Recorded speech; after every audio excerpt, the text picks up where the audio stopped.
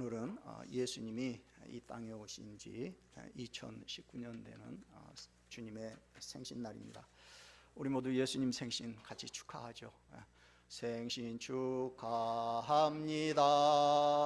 생신 축하합니다. 사랑하는 예수님 생신 축하합니다.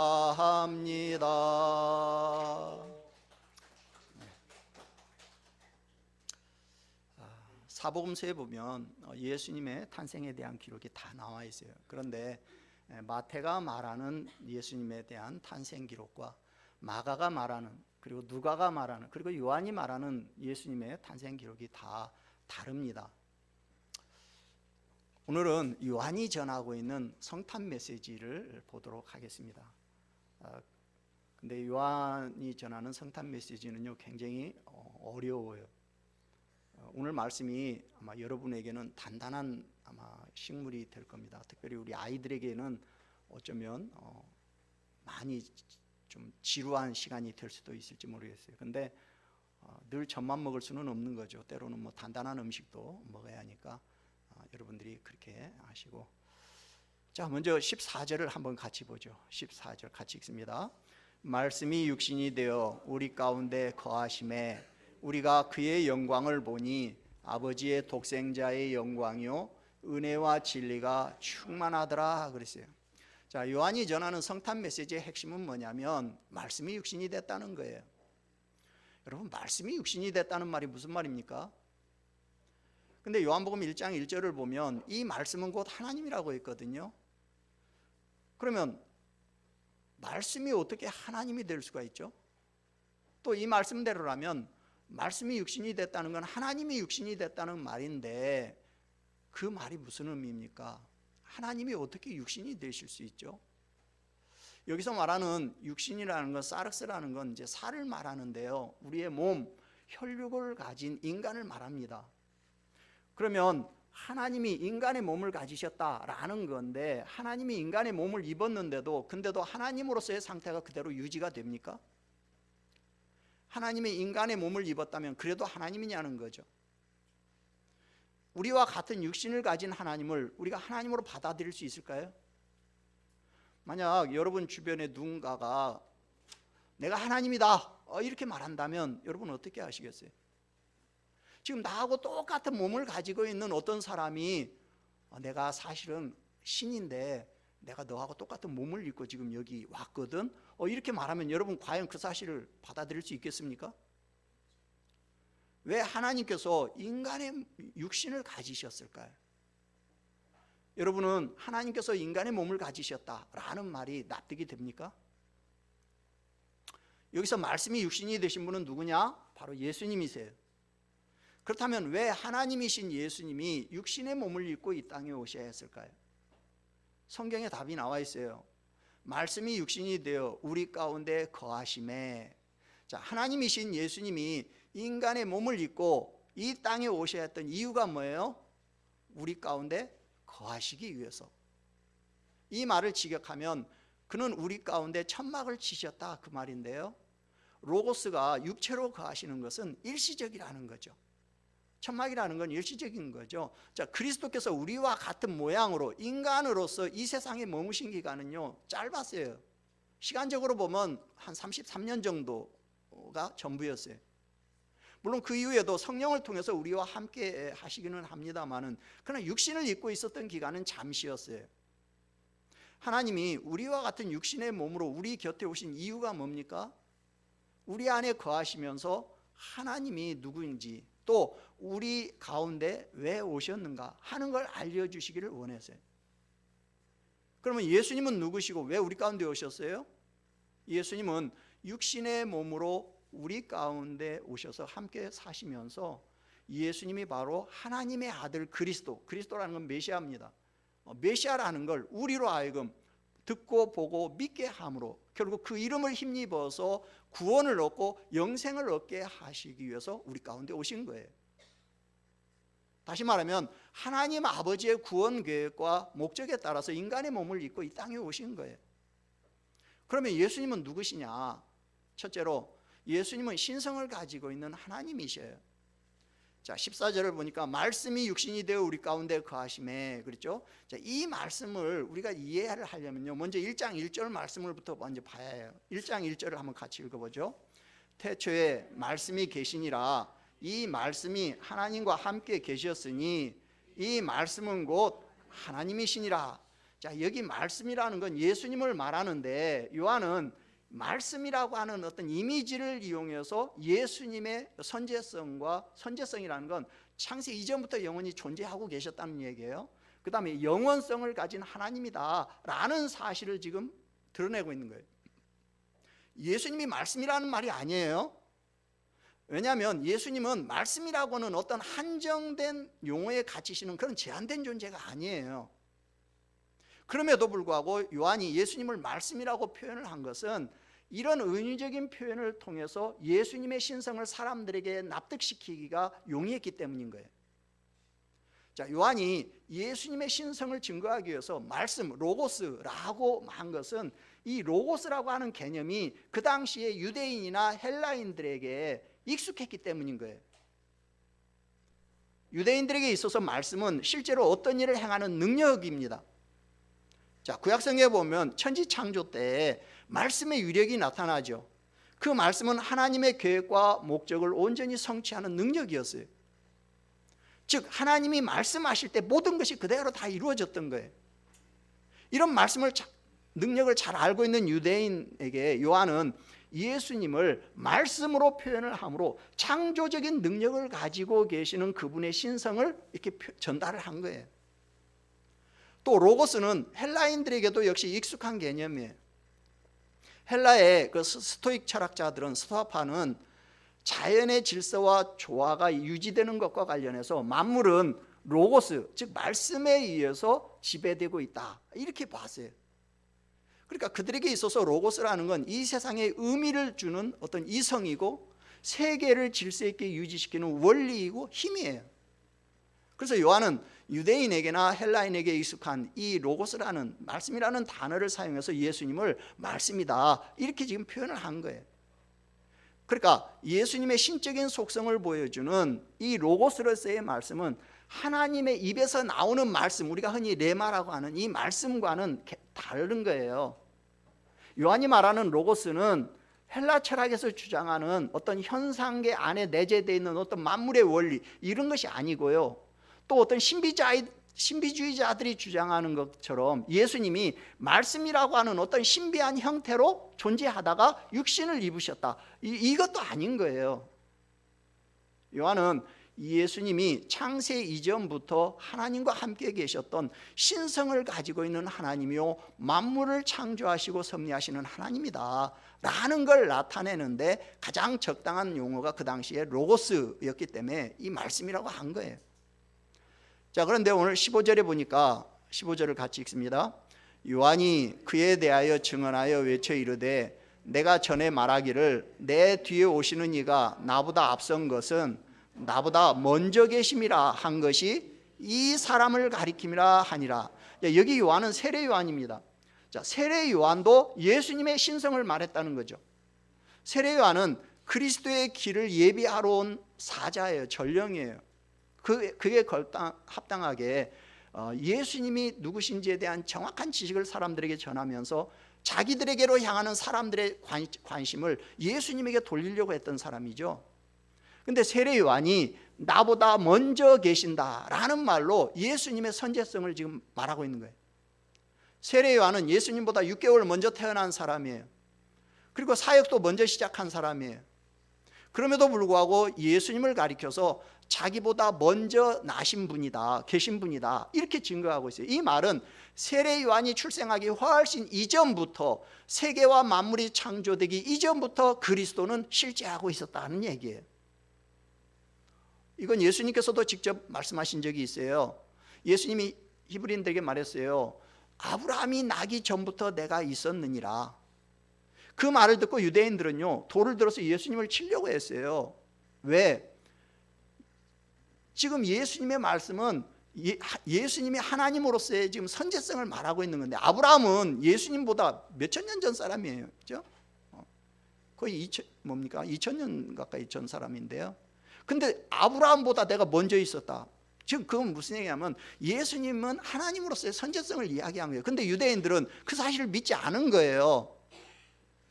하나님으로 인정할 수 없었던 거죠, 예수님을. 근데 세례 요한은요, 예수님은 선지하고 계셨다는 사실을 확실하게 지금 선포함으로 예수님이 신성을 가진 하나님이라는 것을 지금 증거한 거예요. 둘째로 예수님은 하나님 아버지의 독생자이셔요. 자, 14절을 다시 읽어봅니다.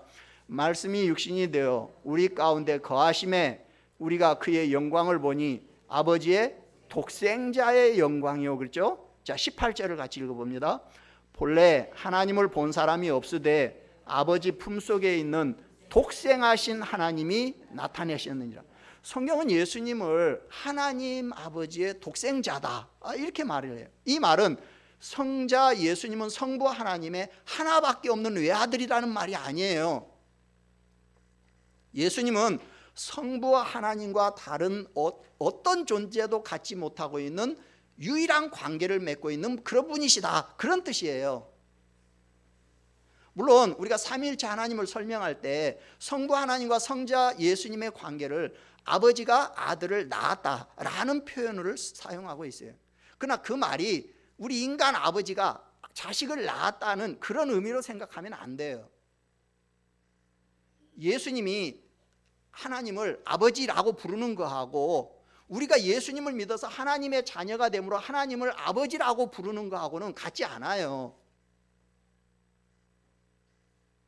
예수님이 하나님의 독생자, 유일한 아들이다라는 얘기는 예수님도 하나님이시다라는 예수님의 신성을 나타내는 표현인 거예요. 그러니까 성자 하나님이 성부 하나님과는 끊을 수 없는 매우 밀접한 관계에 있다라는 걸 오늘 여기 보면 아버지 품속에 있다라는 말로 지금 표현을 하고 있는 거예요. 그러니까 하나님 아버지의 유일한 아들이신 예수님이 이 땅에서 우리와 함께 하시기 위해서 성육신 하신 거예요. 셋째로 예수님은 보이지 않는 하나님을 계시하신 분이세요. 자, 다시 14절을 다시 한번 천천히 읽어봅니다. 말씀이 육신이 되어 우리 가운데 거하심에 우리가 그의 영광을 보니 아버지의 독생자의 영광이요 그랬죠. 자, 말씀이 인간의 몸을 입고 세상에 오셔서 결국 육안으로 하나님을 볼 수 있게 됐다는 얘기예요. 그리고 그들이 본 것은 바로 인간 예수님 안에 내재되어 있는 신적인 영광이었어요. 그러니까 하나님이 예수님을 이 세상에 육신으로 보내신 것은 우매하고 무지한 인생들로 하여금 직접 눈으로 보고 믿게 하려는 하나님의 배려인 거예요. 예수님의 삶은 아버지의 영광을 드러내는 삶이었어요. 영광이라는 건 광채, 위엄 그런 말이에요. 그러니까 누구든지 예수님을 만나면 그분 안에 있는 아버지의 영광을 보게 되고 결국 그 앞에 엎드려서 나의 주님이라고 고백할 수밖에 없게 되는 거예요. 왜? 그분에게는 인간이 범접할 수 없는 신적인 영광이 있기 때문에. 하나님은 자신의 영광을 사람들이 볼 수 있도록 나타내신 적이 몇 번 있어요. 예를 들면 구약시대 보면 신의 산에 강림하실 때, 또는 모세가 성막을 완공했을 때, 또는 솔로몬이 성전을 헌당할 때, 뭐 이럴 때 하나님이 영광을 나타내셨죠. 그러니까 주의 영광이라는 건 바로 그분의 임재를 말하는 거예요. 요한은 예수님에게서 하나님의 임재를 본 거예요. 더 구체적으로 말하면 사람이 되신 예수님에게서 하나님을 발견한 거예요. 근데 18절 같이 읽어보죠. 18절. 본래 하나님을 본 사람이 없으되 아버지 품속에 있는 독생하신 하나님이 나타내셨느니라. 여러분, 그리스도 이전에 하나님을 본 사람은 아무도 없어요. 유대인이나 헬라인이나 하나님을 보거나 만난다는 것은 불가능한 일로 여겼어요. 물론 하나님은 노아에게 말씀하셨고 아브라함과는 친구처럼 다정하셨고 모세와는 대면하여 말씀하셨다고 그랬어요. 그러나 그들이 하나님을 보거나 대면한 것은 하나님의 완전한 실체를 본 것이 아니라 부분적인 영광을 본 거예요. 부정한 인간이 거룩하신 하나님을 직접 대면한다는 것은 곧 죽음을 의미하는 거예요. 그러므로 이건 상상할 수 없는 일이에요. 그런데 하나님은 예수님을 통해서 그 자신을 전적으로 계시하셨어요. 그러니까 모든 사람은 이제 예수 그리스도를 통하지 않고는 하나님을 만나거나 하나님의 본질에 접근할 수 없어요. 창세 이후에 하나님을 본 사람은 아무도 없어요. 그분이 사람들 가운데 자기를 나타내시기는 했지만 그분의 임재 사실을 깨달은 것과 그분의 메시지를 전해 들은 것이 고작이었어요. 그러나 그리스도의 오심으로 이제 사정은 달라졌어요. 이제는 인간이 하나님의 본질에 보다 가까이 접근할 수 있는 길이 열린 거예요. 예수님은 바로 하나님의 본질을 설명하는 분이에요. 그러니까 누구든지 하나님이 어떤 분이신지 알고자 한다면 누구를 만나야 해요? 예수 그리스도를 만나야 해요. 예수님을 보지 못하는 사람들, 즉 예수님을 믿지 않는 자들이 하나님을 안다라고 말하는 것은 어불성설인 거예요. 예수님은 성육신을 하셨지만 그 속성과 존재에 있어서는 하나님과 한 분이신 분이에요. 그러므로 예수님을 배제하는 이들에게는 하나님이 여전히 낯섭니다. 그러나 예수님을 믿는 성도에게는 이제 친밀한 아버지가 되시는 거예요. 비록 이분이 육신의 몸을 입고는 있지만 이분은 성자 하나님이셔요. 예수님이 육신의 몸을 입고 이 땅에 오심으로 하나님의 살아계심이 우리들에게 증명이 된 거예요. 그러니까 예수님을 본 사람은 하나님을 본 거예요. 빌립이 예수님에게 하나님 아버지를 보여주셨으면 참 좋겠습니다 그랬어요. 그때 예수님께서 말씀하셨어요. 나를 본 자는 아버지를 보았거늘 어찌하여 아버지를 보이라 하느냐. 예수님은 보이지 않는 하나님을 계시하시는 분으로 바로 예수님이 곧 살아계신 하나님이신 거예요. 할렐루야. 지금 제가 하는 말씀 이해가 됩니까? 천재들, 천재. 여러분 다 천재들이에요, 천재들. 사실은 아까 처음에도 이미 제가 그래서 말씀을 드렸는데 굉장히 어떻게 보면 우리 기독교의 가장 단단한 말씀이에요. 근데 이 부분에 대해서 여러분들이 확신을 가지고 있지 않으면 안 돼요. 바로 기독론의 바로 이제 지금 가장 핵심적인 내용을 말씀을 드렸는데요. 자, 그래서 네 번째로 예수님 안에는 은혜와 진리가 충만해요. 자, 14절을 다시 천천히 읽어봅니다.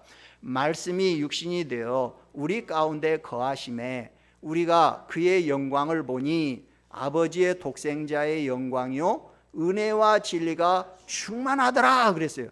자, 요한이 예수님에게서 자신의 눈으로 직접 보고 확신한 것은 뭐냐면 은혜와 진리가 충만하다는 거였어요. 은혜와 진리라는 건 하나님의 본질적인 특성이에요. 근데 예수님 안에 이것이 충만하다, 그 이야기는 예수님이 바로 신적인 본질을 지니신 분이시다라는 확실한 증거인 거죠. 그러니까 예수님 안에는 하나님의 속성을 대표하는 은혜와 진리가 그분의 신성을 입증하기에 충분할 만큼 구비되어 있다는 거예요. 그러면 예수님에게 충만한 은혜와 진리가 뭡니까? 먼저 은혜라는 것은 전혀 받을 자격이 없는 자에게 주어지는 분에 넘치는 선물을 말합니다.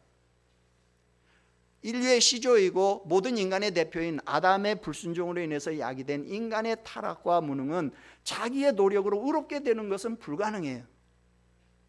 하나님의 은혜만이 유일한 희망인데 근데 이 은혜가 예수님에게 충만하다는 거예요. 즉 죄 아래에 있어서 무능할 뿐만 아니라 끊임없이 반역하는 인생들을 구원할 길이 오직 예수님에게 있다는 거예요. 우리가 어떤 대가를 지불해도 구원을 받을 수가 없는데 하나님께서 예수님을 통해서 이 구원의 은혜를 선물로 주셨어요. 예수님은 우리 죄를 해결하기 위해서 화목제물로 이 세상에 오신 분이에요. 예수님은 십자가의 죽음으로 구원의 은혜의 선물을 우리에게 나누어 주시기 위해서 성육신 하신 거예요. 진리는요, 하나님 앞에 설 수 있는 자격입니다. 불의와는 반대되는 의를 말하는 거예요. 자, 모든 사람이 죄를 범하였음에 하나님의 영광에 이르지 못합니다. 우리는 하나님의 기준에 도달할 수가 없어서 아무도 진리에 이를 수가 없어요. 우리는 모두 죄인이기 때문에 하나님 앞에 설 수 있는 자격이 0.1%도 없어요. 근데 예수님께서 이 땅에 오셔서 우리 가운데 거하심으로 죄인들이 하나님 앞에 설 수 있는 자격을 주셨어요. 진리의 통로가 되셨어요. 그래서 예수님은 자기를 진리라고 말씀하셨어요. 내가 곧 길이요 진리요 생명이라고 했죠. 오늘 요한복음 8장 32절에서는요, 진리를 알지니 진리가 너희를 자유롭게 하리라 그러셨어요. 예수님은 우리에게 하나님 앞에 설 수 있는 자격을 주시려고 성육신 하신 분이에요. 예수님의 의가 완전히 우리를 덮어가지고 우리가 이제 하나님 앞에 온전히 설 수 있는 자격을 우리가 부여받은 거예요. 예수님은 은혜와 진리가 충만한 분이셔요. 16절 같이 읽습니다. 우리가 다 그의 충만한 데서 받으니 은혜 위에 은혜로라. 여러분, 은혜 위에 은혜라. 이건 가장 큰 은혜, 끊임없이 계속되는 은혜, 최상급, 히브리어의 최상급 표현이라고 했죠. 제가 성도가 누리는 은혜의 원천이 바로 그리스도예요. 그리스도는 은혜와 진리가 결코 마르지 않는 샘과 같아서 우리의 구원을 언제든지 충족시켜 주시는 분이에요.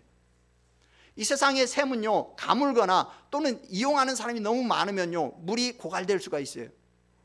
그러나 그리스도 안에 있는 은혜와 진리는 우리 인류가 아무리 많이 받아도 고갈되는 법이 없어요. 그래서 주님은요 말씀하셨어요. 누구든지 목마르거든 내게로 와서 마셔라. 예수님께로 오는 자마다 영원히 목마르지 않는 것은 그분 안에 있는 은혜와 진리가 풍성해서 항상 넘치기 때문에. 모든 사람에게는 이 세상의 것으로는 도저히 채워질 수 없는 빈자리가 있어요. 이것은 오직 예수님 안에 충만한 것으로만 채워질 수가 있어요. 따라서 예수님을 믿지 않는 사람은 결코 완전한 만족을 누릴 수가 없어요, 이 세상에서. 그러나 예수 안에 있는 자는 그 누구도 부족함이 없는 풍성하고 충만한 은혜를 누리게 됩니다. 17절 같이 읽습니다. 율법은 모세로 말미암아 주어진 것이요 은혜와 진리는 예수 그리스도로 말미암아 온 것이다.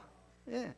율법이 사람의 손을 빌어서 주어진 것과는 달리 은혜와 진리는 하나님이신 예수 그리스도를 통해서 직접적으로 온 거예요. 결국 예수님으로 말미암은 은혜와 진리가 모세로 말미암은 율법보다 훨씬 우위에 있다는 거죠.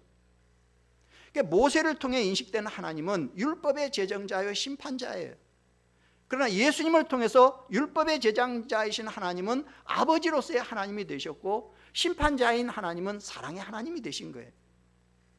결국 은혜와 진리가 충만하다는 것은 예수님이 주시는 구원의 은혜, 진리 안에서 자유하게 하시는 그 의가 우리 주님 속에는 넘쳐난다는 거예요. 그러므로 예수님을 믿는 자는 진리 안에서 자유하고 기뻐할 수 있습니다.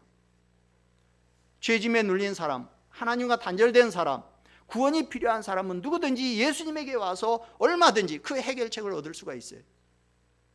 그분은 하나님이시지만 우리와 같은 육신을 입은 사람으로 이 땅에 오셨기 때문에 인간은 그분과 허물 없이 이제 접촉할 수 있게 된 거예요. 그러니까 주님을 통하면 구원받지 못할 사람이 한 사람도 없다는 거죠. 구원의 부족을 느끼는 자가 한 명도 없다는 거예요. 예수님은 거짓된 위안을 주는 세상의 것들과는 다른 참 자유를 주는 구원의 진리이셔요. 여러분, 지금까지 여러분은 예수님을 어떻게 생각했습니까? 지금까지 어떤 예수님을 믿고 의지해 왔습니까? 말씀이 육신이 되어 이 땅에 오신 예수님을 진심으로 믿고 의지하고 살고 있습니까? 사실 성탄이라는 것은 인간들에게는 즐거운 날이고 기쁜 날이고 모두를 행복하게 하는 시간이 틀림없어요. 그러나 좀 더 깊이 생각하면 성탄이 예수님에게는 어떤 시간입니까? 하나님의 독생자의 순환이 시작되는 시간이에요. 날이에요. 하나님의 아들이신 예수님이 당신의 보좌와 영광을 버리고 육신의 몸을 입은 순환의 날이에요. 하나님이 육신의 몸으로 이 땅에 오신 그 자체가 그분에게는요 수치요 순환이에요. 주님에게는 이 시간이 너무나도 힘든 시간인 것이고 아픔의 시간인 것이고 고통의 시간인 거예요. 그래서 우리는 성탄에 대한 시각을 바로잡아야 해요. 세상적인 시각이 아니라 영적인 시각으로 성탄을 바라봐야 해요. 신앙적인 시각으로 성탄을 바라보는 영성이 우리에게 필요합니다.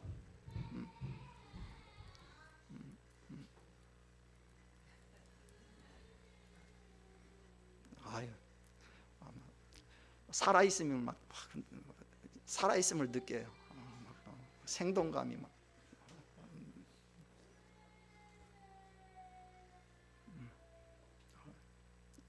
감사해요. 우리 어르신들만 앉아 있으면 조용할 텐데 아기가 있으니까 역시 집 안에도요 아기가 있어야 그 집안이 살아있는 것 같아요. 어른들만 있으면요 다 자기 방문 속에 꼭꼭꼭 다 들어가고요 재미 하나도 없어요. 애들 또 좀만 크면요 자기 방에 가가지고 뭐 혼자 컴퓨터 앞에 앉아갖고 뚝딱거리지 밖에 나오지도 않아요. 재미 하나도 없어요. 역시 집안에는 아기가 있어야 해요. 교회도요 애들이 있어야 해요. 그래야 이렇게 교회가 살아있는 거예요. 그래 알았어. 근데 이제 뭐부터 어디에다가 말이냐. 만일 주님이 성육신 하셔서 우리 안에 거하시지 않았다면 우리에게 은혜가 없고 진리가 더 이상 존재하지 않았을 겁니다. 예수님이 육신의 몸으로 이 땅에 오신 성탄이 우리에게 준 가장 큰 기쁨은요 내가 주님의 은혜에 동참하고 진리 안에 거하게 됐다는 거예요. 이거보다 더 기쁘고 행복하고 의미 있는 성탄은 있을 수가 없어요. 2019년 성탄은 주님이 우리에게 주시는 은혜와 진리를 누리는 성탄이 되었으면 좋겠습니다. 은혜와 진리를 누리는 성탄이 뭡니까? 이미 하나님이 우리에게 주셨지만 구원의 은혜를 누리자는 거예요. 구원의 감격을 이렇게 보자는 거예요. 주님이 주신 구원의 은혜 때문에 감격하고 행복했던 그 순간을 좀 다시 회복해 보자는 거예요. 그것이 성탄이에요. 그래서 이걸 어떻게 합니까? 첫째로 구원의 은혜를 누리십시오. 예수님은 우리 가운데 거하시면서 구원의 은혜가 뭔지를 보여주셨어요. 주님이 이 땅에 오셔서 우리에게 구원을 주시는데 두 단계로 주셨죠. 먼저 육신을 치유하시고 육신을 회복하시는 과정을 보여주셨어요. 육신의 치유와 회복의 과정을 통해서 우리의 영적인 치유와 회복까지 이룬다는 걸 보여주셨어요. 예수님께서 우리 가운데 거하시면서 영육의 치유와 회복을 보여주신 것은 예수님이 구원의 은혜를 주시는 분이시라는 증거인 거예요. 그러니까 구원의 은혜라는 것은 단순히 육신이 구원받고 치유받고 회복되는 데서 끝나지 않고 우리의 영성이 치유받고 회복되어야 해요. 주님이 오심으로 내가 치유되고 회복되고 지금 내가 살아가고 있는 이 삶이 치유되지 않고 회복되지 않는다면 그건 아무 의미가 없는 거죠. 더 깊은 하나님의 나라를 바라보기 위해서는 하나님의 치유와 회복과 만지시는 은혜를 지금 누려야 해요. 그 은혜가 없이는 뭐 성탄트리 해놓고 뭐 성탄 찬송 부르고 뭐 성탄 헌금 드린다고 해서 성탄을 빛내는 것은 아닌 거예요. 내 육신이 치유가 되고 내 영성이 회복되는 그런 은혜를 내가 마음껏 누려야 해요. 이 은혜가 여러분과 함께 하시기를 주의 이름으로 축원합니다. 두 번째는 진리 안에서 자유하고 기뻐하셔야 해요. 여러분 진리가 뭡니까? 우리가 하나님 앞에 설 수 있는 자격이에요. 쉽게 말하면 정죄함을 깨뜨리는 거예요. 우리 안에는 죄성이 있습니다. 그리고 죄에 대한 두려움이 있어요. 죄성이라는 건 뭐냐면 죄에 대한 소욕이에요. 우리에게는 끊임없이 이 죄에 대한 소욕이 일어납니다. 또 하나는 죄에 대한 두려움이 있어요. 죄를 범한 다음에 우리 속에 남아있는 죄의 잔재들이 늘 우리를 괴롭힙니다. 이것이 하나님 앞에 우리를 서지 못하게 만들어요. 하나님 앞에 나와 앉아있는데도 불구하고 별로 떳떳하지 못하게 만드는 거예요. 주님이 주신 기쁨을 누리지 못하게 하는 거예요.